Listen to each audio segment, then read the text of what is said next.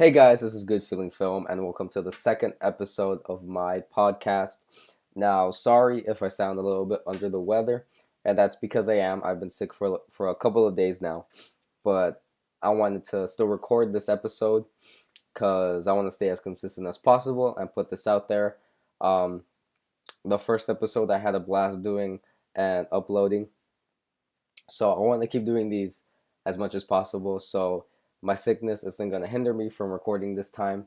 So let's get right into it. First off, I'm going to talk about two topics, then talk about the news, and at the end, I'm going to have a little rant on something that's been catching my attention lately and has been like pissing me off, kind of. Um, so let's get right into it. First off, we have The Force Awakens Blu-ray comes out on April 5th. Now, it's already out on digital download if you want to see the film, but if you want to wait for the Blu-ray, which I'm doing, it comes out on April 5th. It's going to come with a documentary type video during the filming process of the movie. Also, a couple of deleted scenes, which I'm excited to see. Mostly, it's the Kylo Ren when he walks onto the Millennium Falcon. Um, there's also one about Ray and Finn on like speeders when they were on Starkiller Base, and I'm not sure if they're having the Maz Kanata one where she uses the Force, but that was reported on a while ago, and that was said to be cut from the movie. But I'm not sure if they're gonna show that in the Blu-ray. But yeah, I'm really excited for this Blu-ray to come out. I didn't get a chance to do a review on the Force Awakens on my channel because I started making videos after that period.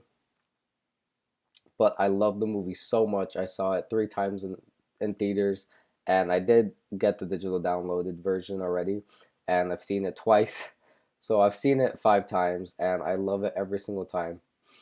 I think it's an amazing movie. I'm definitely going to pick up the Blu-ray because I want to see that documentary, especially, and the filming process. I want to see them using all these practical effects.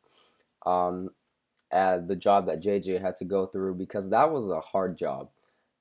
Coming back from the prequels, having to reboot or reinvigorate the franchise with something new. Luckily, he had the assistance of Kathleen Kennedy and Disney backing him up and giving him the freedom.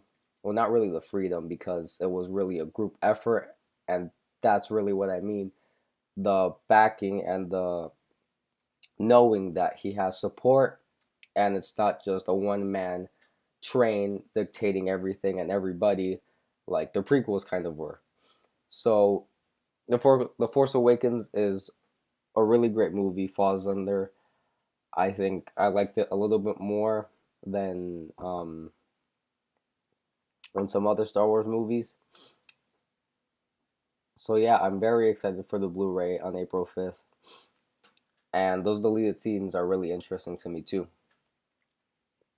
All right, next up, we have something I want to do because I know some of you guys, like to stay at home, watch movies at home, and a lot of the population has Netflix.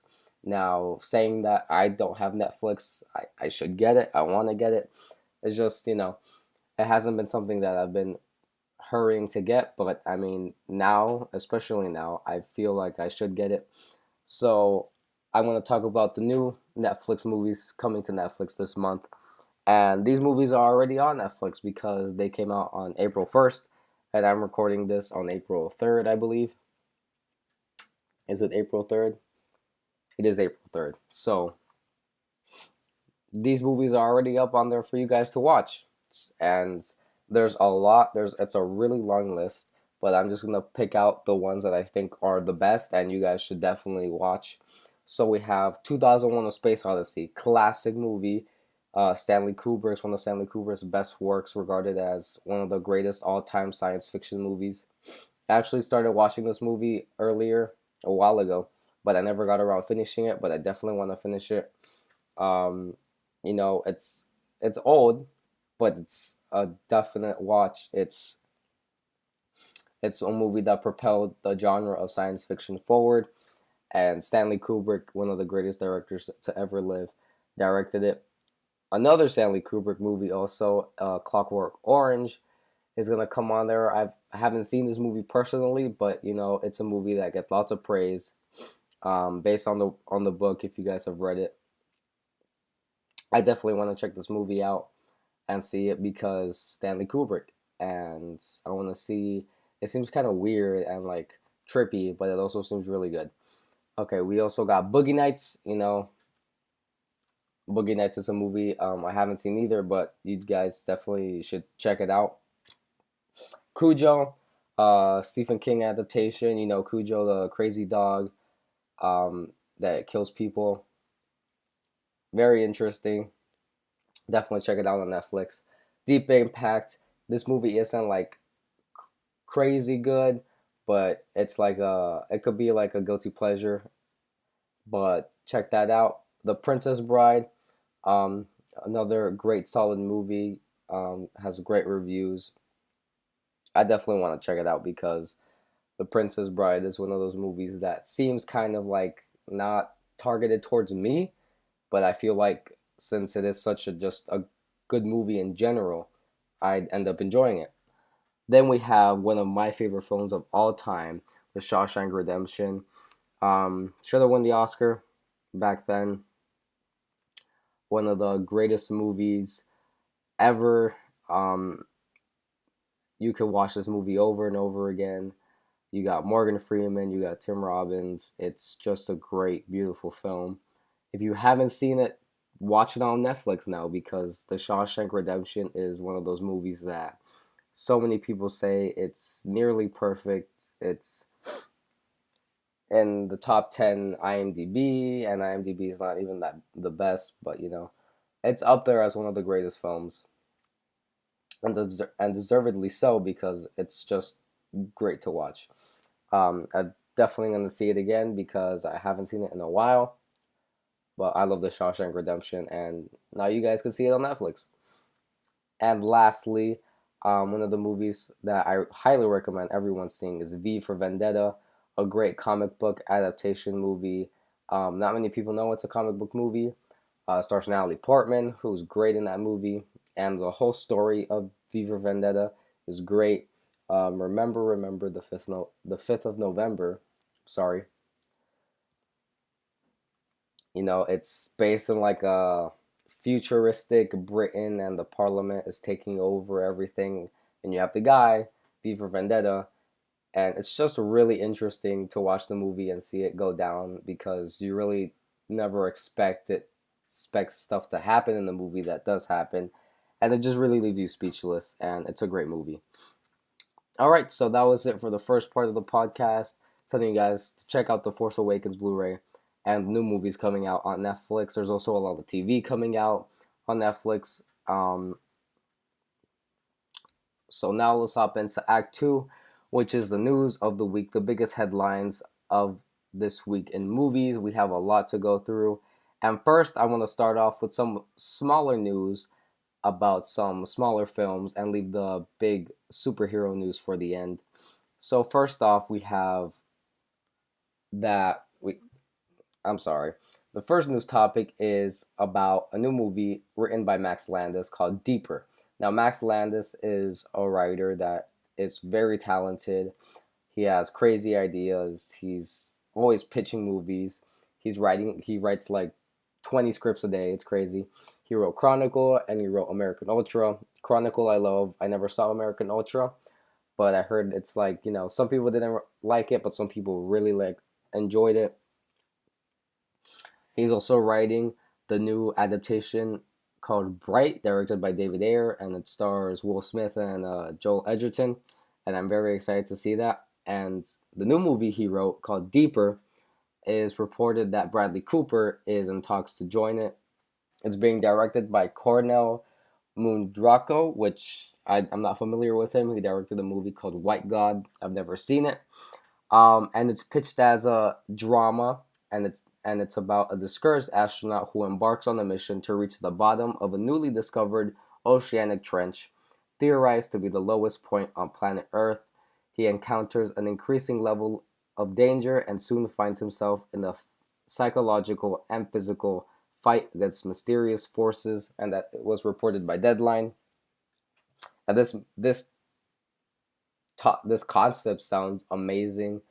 Um, Max likes to delve into science fiction and really genre and really different things that you could imagine, and he's a very original screenwriter.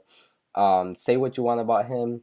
I kind of had my opinions on him a while ago, but now looking back, he is a talented writer, and he comes up with ideas on the fly, and that's crazy. And this idea seems like something I'm very interested to see play out, especially if you attach someone like Bradley Cooper to be in it. I think Bradley Cooper is a great actor. He's really gotten up there in stardom in Hollywood, and this seems like a good role for him. All right, next up is news of a remake of the 2011 film The Intouchables. Now, this was a French film, and it starred Omar Sy and Francois Coulet. I love this movie. I saw this movie in school, actually, in French class. But this movie is great. It's lighthearted. It's a very fun, spirited movie, and it's a feel-good movie. And Omar Sy really broke out in this film. His role was incredible. It's basically about an ex-con who's played by Omar Sy, and he becomes a caretaker for a wealthy quadriplegic who was played by Francois Coulet, and it's their relationship and how they grow as friends. And the remake is reported now that it will star Kevin Hart and Bryan Cranston. Now this I'm very torn on this because I really love this movie, The Untouchables, and now it's being remade. The rights were bought by the Weinstein Company. Um, the thing that's like holding me back though is the casting. Now, I love Bryan Cranston. I thought his role in Trumbo was great. His Oscar nomination was deserved. Everything he's done from Breaking Bad, he's a phenomenal actor, drama wise, and he could also do comedy. But the thing that scares me is Kevin Hart, because the only thing Kevin Hart can do is comedy from what we've seen so far. And he usually plays the same roles every single time. So I'm not sure if they're going to take this and run in a more comedic route, in which case I'm not going to be very excited, because this movie is a culmination of very dramatic acting with a couple of funny moments, but it's more of the story and characters that made the first Untouchables great. And I'm not sure if Kevin Hart could do that. Like, we haven't seen it. I'd be interested to see if he could pull something off. Maybe he's hiding a dramatic side to him we've never seen before. He's definitely a funny guy. I love all of his stand-ups. But this guy makes so many movies, and in every single movie, he usually plays the same roles. I'm I'm not. I wouldn't say I'm excited to see, but I'm curious to see how he's gonna play out in his new movie Central Intelligence with The Rock, and see what type of chemistry they have. I definitely have faith in Bryan Cranston. I'm just worried that Kevin Hart will take this film and, disappoint me. And I'd like to see an American remake of The Untouchables with Bryan Cranston, maybe as the quadriplegic. But if I could cast someone alongside him, I wouldn't think Kevin Hart first. I think Michael B. Jordan or Nate Turner or someone totally different that would play that role. I think much better. But we'll have to wait and see when the movie comes out. All right, next is a sequel news, and sort of news that I wasn't expecting, because the first movie is phenomenal, but it's not really lending itself to a sequel, and that would be news that Sicario 2 is happening. Now, Sicario is a great movie that came out last year. It's like all you guys have to see it. Um, but the thing is, the way it ended, like, it doesn't really lend itself to a sequel. To me, it was more like a one and done movie. It was great. It was phenomenal. It was nominated for Oscars in cinematography, and the story was great. But I'm just not sure where they're gonna go with it in a sequel. Also reported is that all the original cast is returning in Benicio del Toro, Josh Brolin, and Emily Blunt. But really, like, I'm not sure where their stories are gonna go. There was a report a while ago saying that they're gonna do a spin-off based on Benicio del Toro's character, which would have been interesting to see, really. But if they're gonna focus this movie on Emily Blunt's character again, I'm not really sure what more storytelling they're gonna do. Now that being said, they could have written an incredible script for a sequel, and if they get Denis Villeneuve to come back to direct it, I'm all for it. But right now he's busy directing Blade Runner 2, and we'll talk about that a little bit later. But I'm just not sure. I'll be excited to see it. I'll definitely go and see it if it does come out. It's just interesting to me that they're planning on making a sequel of it, when in my opinion it was a beautiful solo movie that doesn't really need a sequel. All right, next up is news about a Shining sequel. Now, if you guys haven't seen the movie The Shining, which is also directed by Stanley Kubrick, it's it's one of the great thriller horror movies ever. I'm not a big horror guy, but when I saw this movie, I was very creeped out. Jack Nicholson's performance was phenomenal. It's very creepy. It really gets to you, even if there's not like a monster or it's just a man, but he's crazy as hell, and that's scary. That's scary enough. Um, but The Shining is based off a book, a novel written by Stephen King, and Stephen King wrote a sequel novel to it called Doctor Sleep. And now it's being reported that the book Doctor Sleep is being written by Akiva Goldsmith. So Akiva Goldsmith is writing the adaptation of the book for a movie. And I'm excited to see this. I'm wondering who they're gonna get to play the roles in the movie. And also Akiva Goldsmith is, well, he's half and half, really. If you look at his credits on IMDb, his writing credits, you could see that he's done some incredible work. I mean, he's won an Oscar. He wrote A Beautiful Mind, which he won the Oscar for. He also wrote Cinderella Man, which was a phenomenal movie. And he's writing another Stephen King adaptation, The Dark Tower, which is set to release next year, I believe. And that movie seems like it's gonna be really good. But then you have some of his older credits, and you see that he's written movies such as Batman Forever, Batman and Robin, Insurgent, not so great, and The Fifth Wave. So, you know, he's done really great work, and he's done really, really crappy work. So look at it how you want. But I think this is good. I think he's gonna do a good job with this, and I'm excited to see a Shining sequel. Next up, we have very interesting and kind of disappointing news,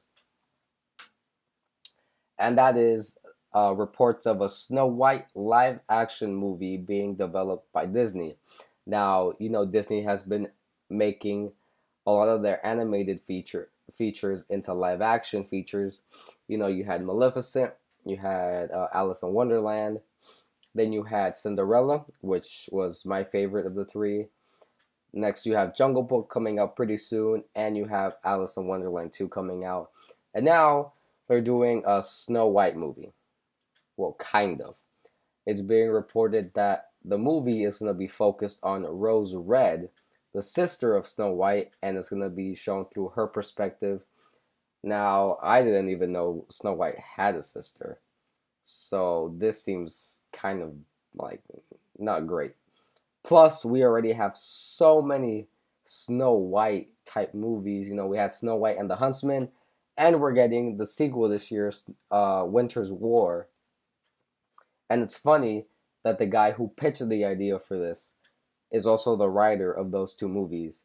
It was pitched by Evan Daugherty, who wrote Snow White and the Huntsman and the sequel, and he also wrote Divergent and Teenage Mutant Ninja Turtles, and he's writing the new Tomb Raider movie. So, this guy hasn't done the greatest work ever. I enjoyed the Ninja Turtles movie, but it wasn't like a masterpiece or a spectacular script or anything along those lines. The same with Divergent, pretty mediocre, and the first Snow White movie really bored me. The new one looks alright, kind of better than the first one, and we haven't heard any news of the Tomb Raider movie. So this is like not even interesting to me at all. Why make a movie about Snow White through her sister's perspective? Like, why not just make a legit live action Snow White movie? I'd love to see dwarves in live action. Like, come on, but this is kind of cheesy, kind of cheating their way out of making it. All right, next up we have what I was talking to you guys before about Blade Runner 2, and that is some casting reports, and it's being said that Robin Wright and Dave Bautista are cast in the movie. Now, Robin Wright was confirmed, I believe, to be in the movie, and if you don't know her, she's in House of Cards. She was in Forrest Gump and The Princess Bride. She's also being in the upcoming Wonder Woman movie, and she's a really great actress. So that's a thumbs up for me. Never bad to add talent. And Dave Bautista teased in a tweet, I believe, that he is joining the cast. He said, "I have exciting news to report about." And in the picture, he was holding the origami, the iconic origami figure that you see in the first Blade Runner. So the report is they're assuming that he's being cast in the sequel. Now, this sequel is coming a little bit late. It's coming out next year. And Blade Runner came out a really long time ago, but it's a great movie. I really enjoy. I don't love it as much as other people, but I definitely think it's a great movie. And the sequel seems just as great. You have Harrison Ford coming back, and you have Ryan Gosling, and you have Denis Villeneuve, who I just talked about, who did a great job with Sicario and Prisoners, also a great movie, and he's directing this, so I have full confidence in him. And now the cast just keeps getting better and better, better and better.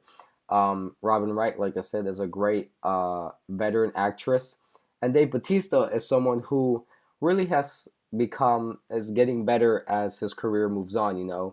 He's an actor like The Rock, who started off in wrestling, and now he's transitioned to movies. He's been in really big budget movies. Last year he was in Spectre, and I thought he was one of the best parts about Spectre, even though he had like one line. But he's also in Guardians of the Galaxy, which is one of my favorite Marvel Cinematic Universe movies ever, and his character Drax was so great. He did a phenomenal job in that movie. So I want to see him do more things, and I think this movie he would be fantastic as a villain character, playing like a big brute, which he's perfect as. He kind of played that type of character in Spectre, but he killed it. So this is very great news to me. I'm excited to see the Blade Runner 2, the Blade Runner sequel. All right, next up, this news is very awesome to me. I'm very excited to report this, and that is Oscar Isaac is teaming up again with Alex Garland in his new movie Annihilation.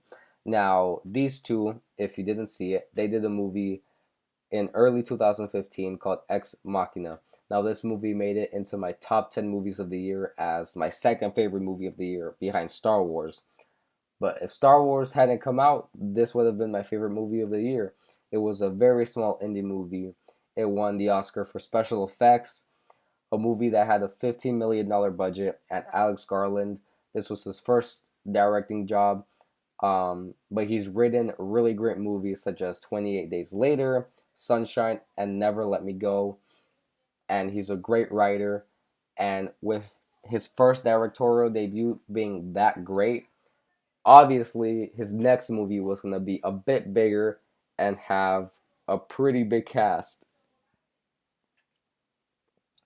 And adding Oscar Isaac to a cast that's already fantastic is just great, you know.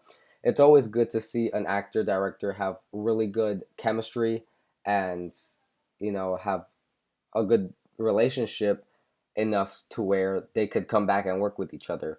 You know, if you look at someone like Leo and Scorsese, they've worked with each other several times, and that's because they have a great relationship. So this is awesome to hear. And I mean, the cast as it is fantastic. You have Natalie Portman, awesome actress. I love her. Gina Rodriguez, who is in Jane the Virgin and has been like everyone wants her in new stuff. She's a great actress. She's been rumored to be in Star Wars.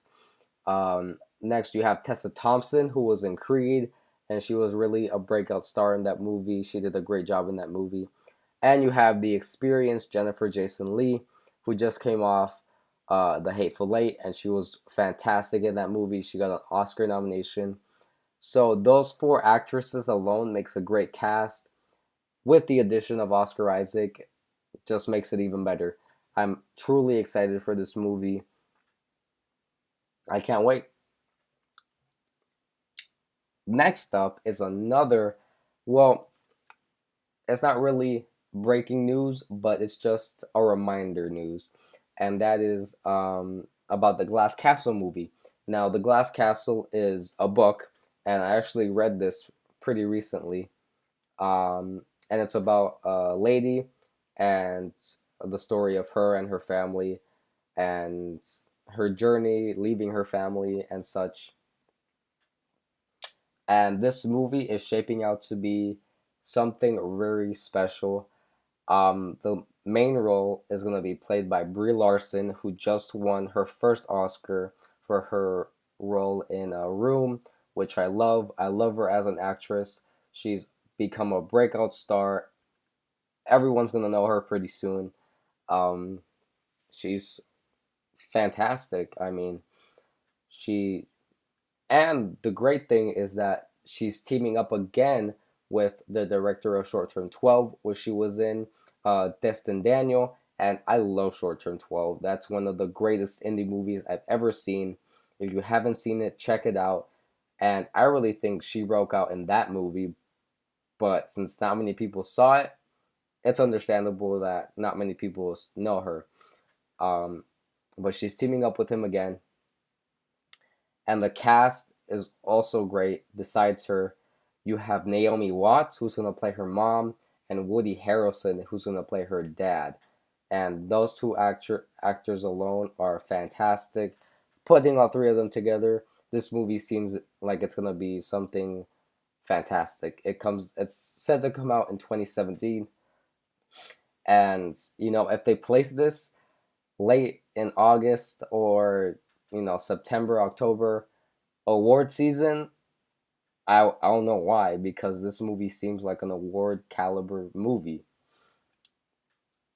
All right, that was the last topic in like the smaller section, and now we're gonna hop into some comic book movie news. First up, we have not about a movie specifically, but something that hinges on movies, and that is D23 versus Comic Con. Now, D23, if you guys don't know, is a big convention for Disney. Disney runs this convention. It's in Anaheim, California. And if you go, it's every 2 years. And if you go, you'll see everything from Disney's live action stuff to their animated stuff to Marvel and now Star Wars.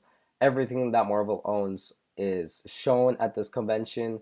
And last year, you know, you had buzz coming from Jungle Book, you had stuff coming from Civil War, not much from Star Wars, but as the universe expands over at Disney, I'm pretty sure you're gonna get more stuff from Star Wars. And the news is that D23 is gonna move 1 week before Comic Con. Now, last year D23 happened around August or September, I believe. So that was a couple months after Comic Con, which always is in July somewhere.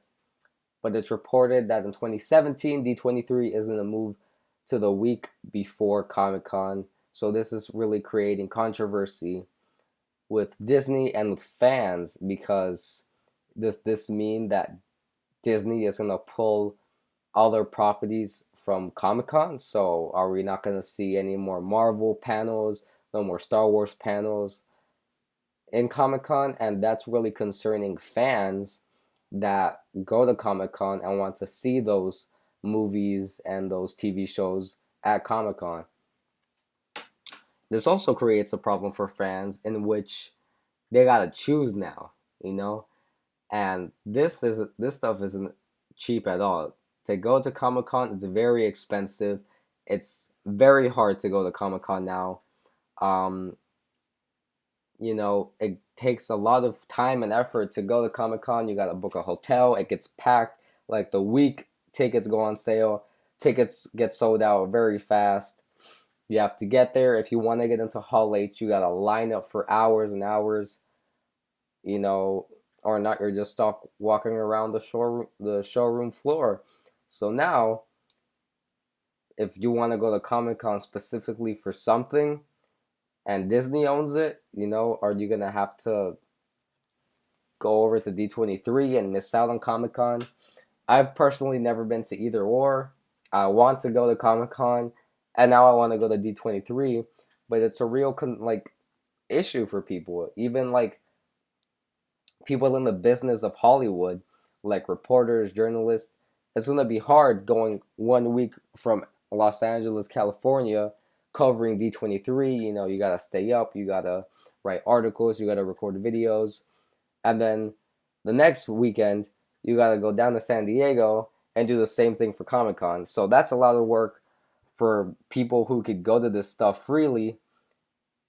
But you gotta also take in part the fans, which makes up the biggest population of people that go to these conventions, and their money, their sanity, they gotta choose, and that kind of sucks.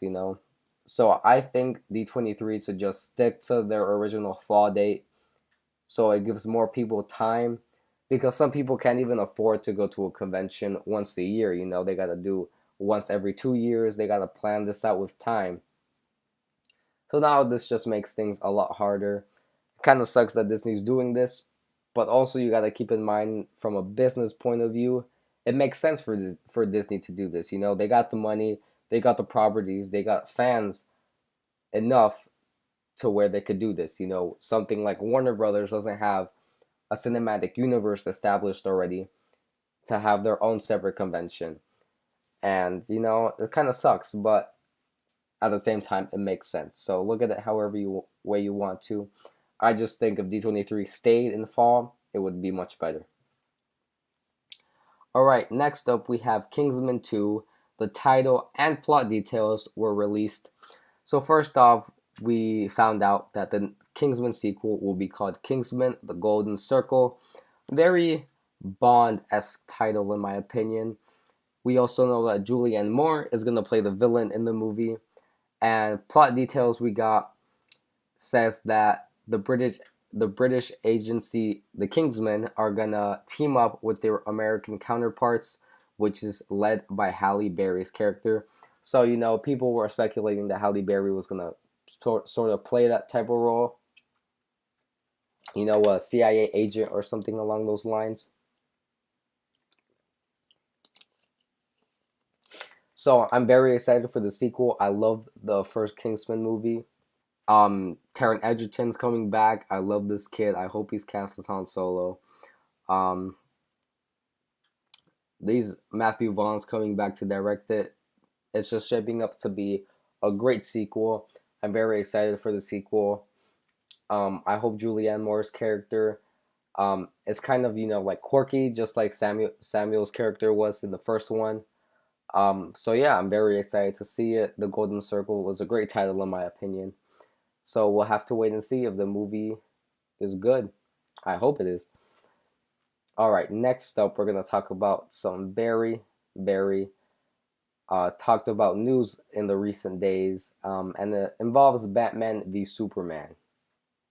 Now, the movie came out last a week ago, and after its release, a couple of days later, Warner Brothers dropped a deleted scene from the movie on Twitter and on their YouTube account, and it got so many views and got so many people talking.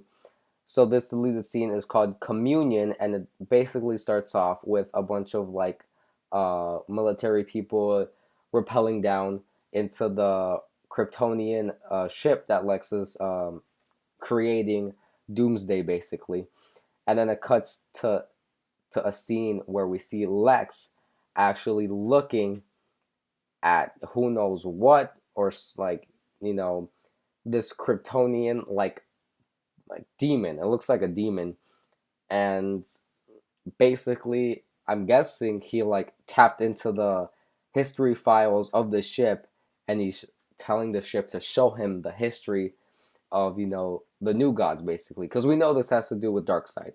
We know that, and people are speculating it's either Steppenwolf, who is Darkseid's uncle, my bad, or Darkseid's dad. And whoever it is, like, this got me pretty excited. And another question that people had was, would this have made a difference if it was in the movie? To me, I would have liked to see it in the movie because it's just a 45-second scene, and we get to see a little bit more about Lex Luthor actually knowing about Darkseid and the New Gods, instead of him just being a crazy little guy at the end, you know, going ding ding ding. We know he's talking about Darkseid, but I would have liked to see him discover this. So I think it would have made a difference. It's just a 45-second scene. You know, they could have cut out some bathroom scenes with Henry Cavill and Amy Adams and put this in instead, because this served the plot, I think, a little bit more. This also gets me wondering and very curious to see the 3 hour cut on the Blu-ray, because I feel like it's gonna be a little bit different than the theatrical release. So yeah, let me know what you guys thought about the deleted scene, but I thought it was pretty cool. Next up, we have news reports about New Mutants, and this movie is gonna be coming out, and it's gonna be directed by Josh Boone, who directed The Fault in Our Stars. You know, not one of my favorite movies ever. I personally didn't like it as much as other people liked it. Um, but we have some casting reports. It's being reported that Maisie Williams is gonna play Wolfsbane. Now, Maisie Williams is a very talented actress. You know, she's broken out in Game of Thrones. She's one of my favorite characters, Arya Stark. Now, then she went to Doctor Who, and this is a great choice. You know, in Apocalypse, they already got Sansa to be an X-Men, and now they got Maisie. This is a really great casting choice, in my opinion. Then we have Anya Taylor-Joy, who was recently in the horror movie The Witch, which has been getting great reviews. I haven't seen it yet, but I definitely want to check it out. And she's being reported to play Magic. I'm not too familiar with the New Mutants. I'm not the biggest comic book reader, but anything X-Men really interests me, because I love the universe and I love the way it's going. Also, you have reported that Alexandra Shipp, who's going to be in a new X-Men Apocalypse as the Young Storm, is also going to join the team. And so is Professor X. Yeah, I'm very excited for this movie. There's also more team members, but they haven't cast those yet. But I'm excited to see who they're going to cast in those roles. So far, the cast is shaping up to be spectacular. The director, you know, we'll have to see how he does with this movie. But I'm very excited to see this New Mutants movie. All right, next up is some news that kind of worries me, and that is that Suicide Squad is going back for reshoots. Now, they're doing reshoots to make the movie more lighter in tone and funnier. Now, is this a good thing or a bad thing? To me, it's kind of a bad thing because, yes, almost every movie does reshoots. Every big budget movie goes back and does some reshoots on something. But, like, at this point, yes, we love the second Suicide Squad trailer, but I also love the first one.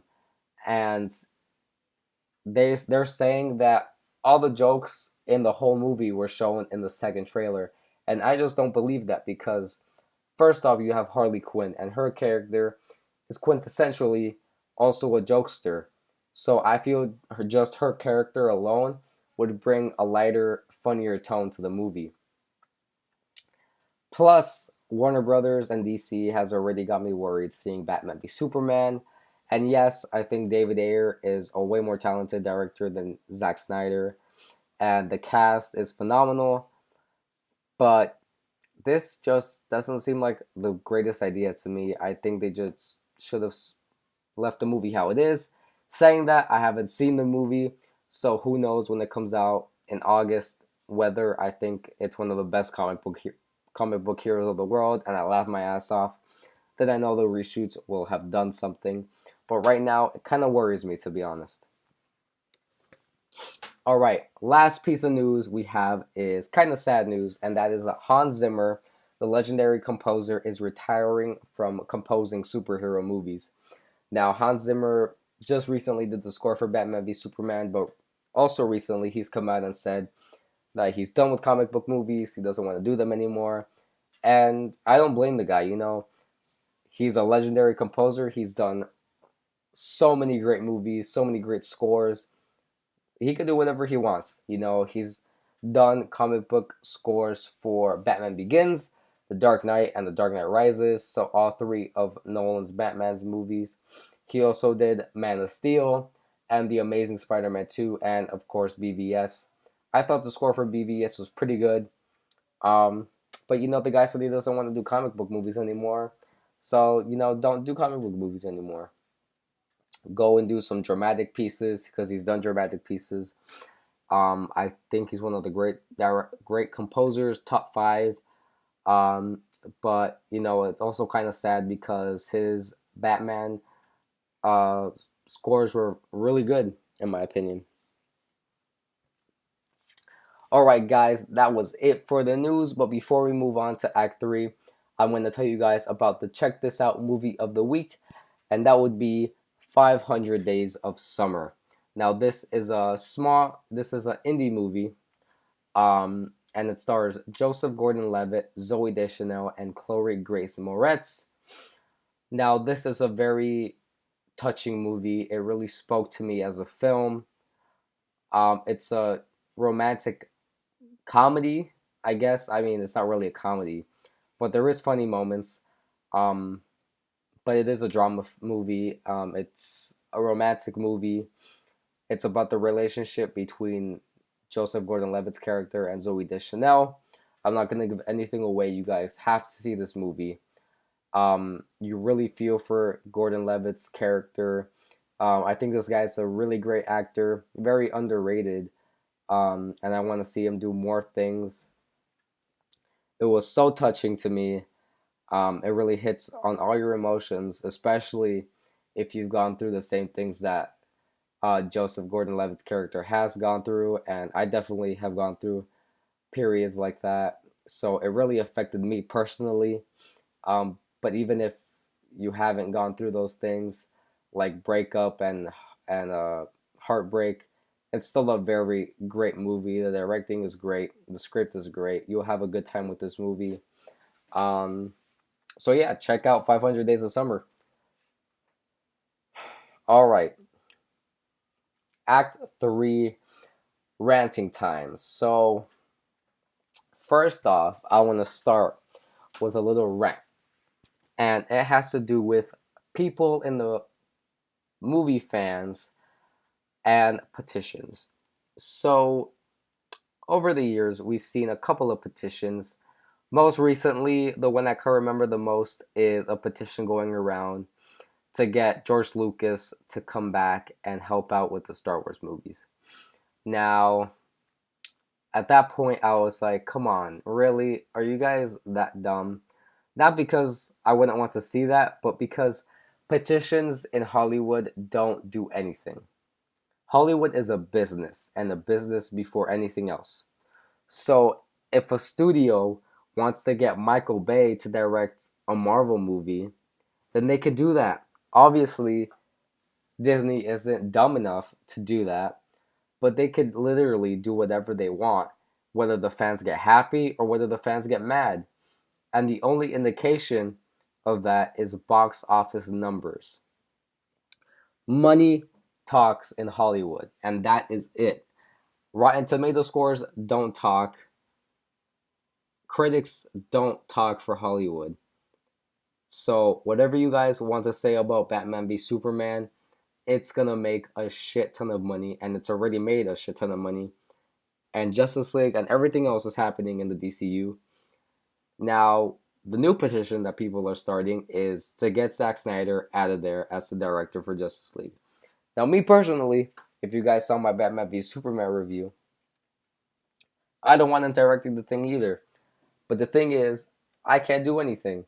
I went to go see the movie, and I'm going to go see it again pretty soon. So I'm giving them my money. We keep giving them our money. Even if we think the movie is a piece of crap, we gave them our money.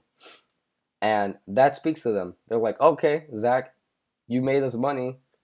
Keep going with Justice League. So no matter how many signatures we get, Zack Snyder isn't going to leave.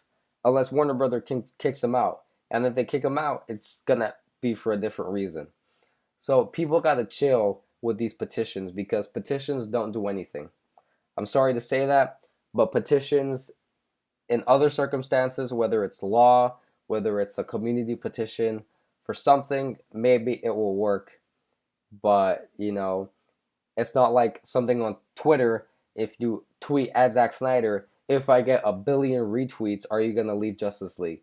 Obviously, the guy's going to say no. It doesn't matter how many retweets or signatures you get on the petition. It's not going to happen. And that's that. No matter how much I personally want Zack Snyder to leave, me signing a petition isn't going to change it. And that's the cold hard truth. And the last thing I want to talk about is I got pretty got good on April Fools. So on Friday, I was, searching the internet, finding news topics, that popped up on, Cinema Blend, Hollywood Reporter, and then I went on Screen Rant. I love Screen Rant. I love their YouTube channel. I love their site. It's a really good site. But they decided to play an April Fool's joke on people that really was mean. And that was, they put an article out saying that Zack Snyder was going to direct a Star Wars spin-off movie. And as soon as I saw this, I flipped shit. I was like, no, why is Disney doing this? Are they stupid? Are they legit dumb? I was like praying. I was like, this cannot be true. I even tweeted at Christian Harloff and John Campea because they're in the Hollywood business and they would have heard about this. I was like, please tell me this is an April Fool's joke. But nowhere in the article did it say April Fool's or anything until yesterday when I went back and it said April Fool's. And I got pissed, I was like, damn, bro. They got me because I legit thought Zack Snyder was going to direct a Star Wars spinoff. And that would have got me pissed because, like you guys know, I'm not a big fan of Zack Snyder. But I'm the biggest fan of Star Wars. And maybe it would have looked cool, but, that's it. So I don't want him going anywhere near it. But it also got me thinking about who I would want to see directing a Star Wars movie, whether it be a saga film or a spin-off. But primarily, I was thinking anthology spin-off movie. And I made a list of a couple people that I wouldn't mind seeing directing one. So right off the bat, we got some pretty big directors. So we have David Fincher. This guy has a pretty crazy mind. And I wouldn't mind seeing him direct a Star Wars spin-off movie. not focusing on like a big main character like Han Solo or Obi-Wan, but something like totally different, like a crime syndicate in the underworld of Star Wars, or a bounty hunter movie, something along those lines. Another name that popped up was Alfonso Cuarón. I love this guy, and he knows how to direct was franchise movies. You know, he directed my favorite Harry Potter movie in the series, which was Prisoner of Azkaban. He could go dark. He makes really great movies. And I think he would be great directing a Star Wars movie. Then you have Jon Favreau, who was actually reported to direct the Star Wars movie, but it hasn't happened yet. But I'd love to see this guy direct the Star Wars movie. The new Jungle Book movie looks fantastic, so I wouldn't mind seeing him do something with Star Wars. Also, you have Duncan Jones, who did a great indie movie called Moon, so he knows how to do sci-fi. He knows how to do character pieces, how to really make the audience invested in a character. And he's directing the new Warcraft movie, so he's got experience directing big budget action summer movies. So I think he would be fantastic. And finally, you have Catherine Bigelow. She is probably one of the greatest women directors ever, and I want to see women directors get more chances in Hollywood. And I think she would do a fantastic job directing a Star Wars movie. You know, kind of something like Rogue One, because she did a fantastic job directing The Hurt Locker, which she won an Oscar for. So I'd like to see her direct something like a war style Star Wars movie. I think she'd be a fantastic choice. So those are my big temple directors. But also, I have a list of a little I have a list of some very small directors that I think should get shots at directing some big budget movies. And you know, these directors I feel like are gonna boom pretty soon because I love the movies they directed. So first off, you have a director by the name of Paul Caddis, and he directed a movie called Kajaki. Now, this is a British movie. It's a war film, but the way this guy directed this movie is crazy. You guys have to check this movie out, I'm telling you. And it's a character movie. It's a very dramatic movie. You know, it got me emotional.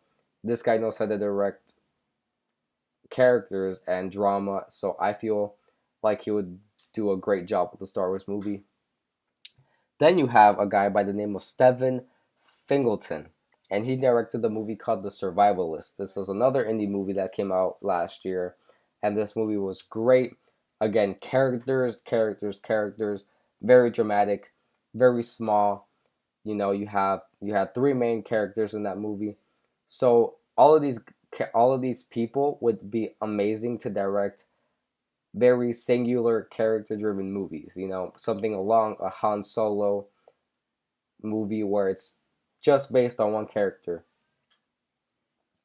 Then you have Jeff Nichols, who isn't the smallest director, but he's done fantastic movies. Mud, again, another character piece. And he recently directed Midnight Special, which has been getting a lot of buzz. I really want to see this movie. And it's a sci-fi movie. This guy is great. I really want to see Jeff Nichols do a Star Wars movie. I'd be down for it completely.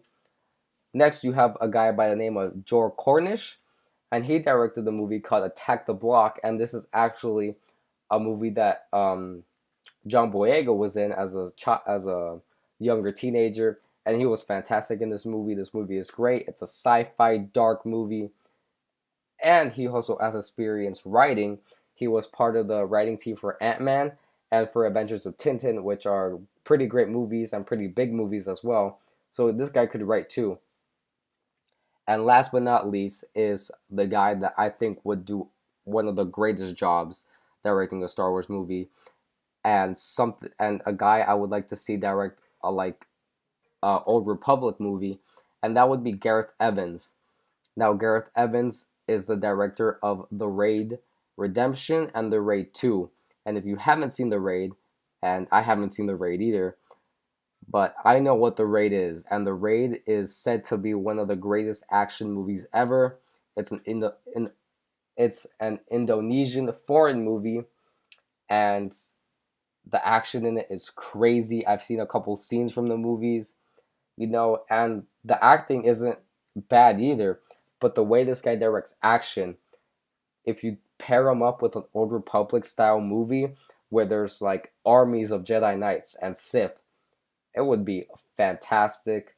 I want to see an Old Republic anthology movie at some point, and any of these directors, I would be down to see direct a Star Wars movie.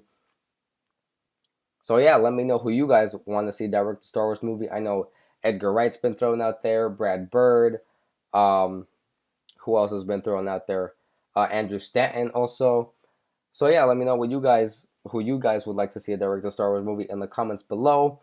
And that will do it for my podcast, my second episode of my podcast. Again, I want to apologize if I sound a little bit sick. I hope I get better pretty soon, so by next weekend I could direct episode 3 without me being sick. But yeah, guys, if you enjoyed this episode, please click the like sub button and subscribe. I really enjoy doing these podcasts and talking about topics on movies for hours. Thank you guys for listening to the second episode of my movie podcast, and I will catch you guys next time.